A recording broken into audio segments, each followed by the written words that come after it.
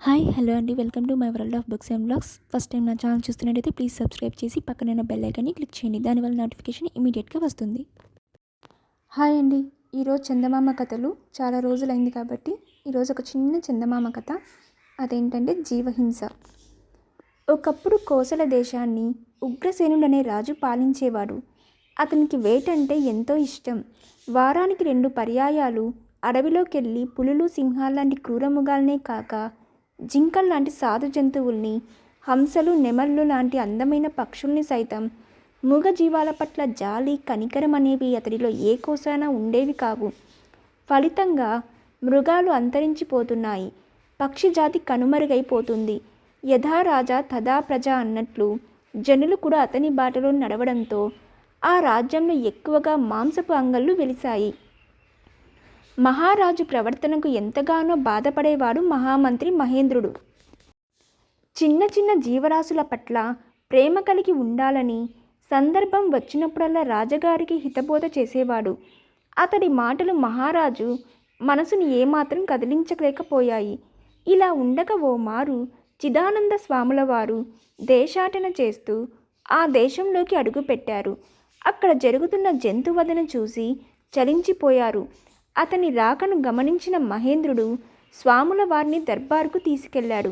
ఉగ్రసేనుడు స్వామివారిని సకల మర్యాదలతో స్వాగతం పలికి వచ్చిన పనేంటో సెలవిమ్మన్నాడు. మహారాజా, మీ దేశంలో జంతువులు, పక్షులు అమానుషంగా చంపబడుతున్నాయి. జీవహింస మహాపాపం. మీరే వేట నిపంతో జీవాలను వధిస్తూ ఉండడం వల్ల వాడవాడలా మాంస విక్రయశాలలు వెలిశాయి. చీమ కుడితేనే ఆ బాధకు మనము తాళలేము. నొప్పి, బాధ అనేవి ప్రపంచంలో ప్రతి ప్రాణికి ఉంటుంది. వాటిని హింసించి బాధించడం ఎంతవరకు సమంజసమో ఒక్కసారి యోచించండి అన్నారు స్వాముల వారు. వేట నా ఆరో ప్రాణం స్వామి. జంతువుల్ని చంపడం నాకు సరదా. ఈ మాట మీరు అన్నారు కాబట్టి సరిపోయింది. అదే వేరొకరు అని ఉంటే శిరశ్ఛేదనానికి గురయ్యేవారు అన్నాడు ఉగ్రసేనుడు. మరి మాట్లాడలేదు స్వాముల వారు. 6 మాసాల తర్వాత తిరుగు ప్రయాణంలో మళ్ళీ ఆ దేశం వచ్చారు చిదానంద స్వామి. అయితే ఇప్పుడు అక్కడ మాంసపు దుకాణాలు మచ్చుకైనా కానరావడం లేదు. మాంసభక్షణ నిషిద్ధం అంటూ చట్టబద్ధమైన హెచ్చరికలు అడుగడుగున దర్శనమిస్తున్నాయి. మహారాజులో వచ్చిన మార్పుకి అమితాశ్చర్యపడిపోయాడు స్వామీజీ.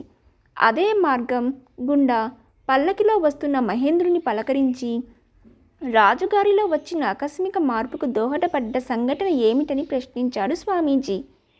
చెప్పడం మొదలుపెట్టాడు మహేంద్రుడు. ఒకరోజు ఉగ్రసేన మహారాజు మహామంత్రిని, సేనాపతిని వెంటేసుకొని అడవికి వెళ్ళాడు.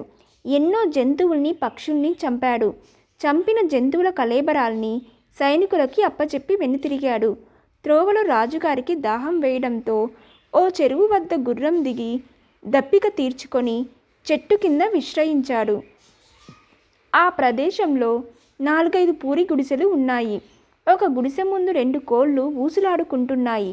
మహామంత్రి, అటు చూడు, ఆ కోళ్లు రెండో ఏవో మాట్లాడుకుంటున్నాయి.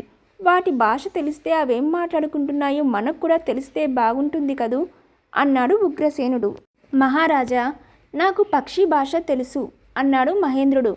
అయితే అవేం ఊసులాడుకుంటున్నాయో చెప్పండి అన్నాడు మహారాజు. ఆ మాట కోసం ఎదురు చూస్తున్న మహేంద్రుడు చెప్పడం మొదలుపెట్టాడు. యజమానికి మనమంటే ఎంత ప్రేమ, అందుకే రోజు మనకి మంచి ఆహారం పెడుతున్నాడు అంది ఒక కోడి. ప్రేమ లేదు, గీమా లేదు.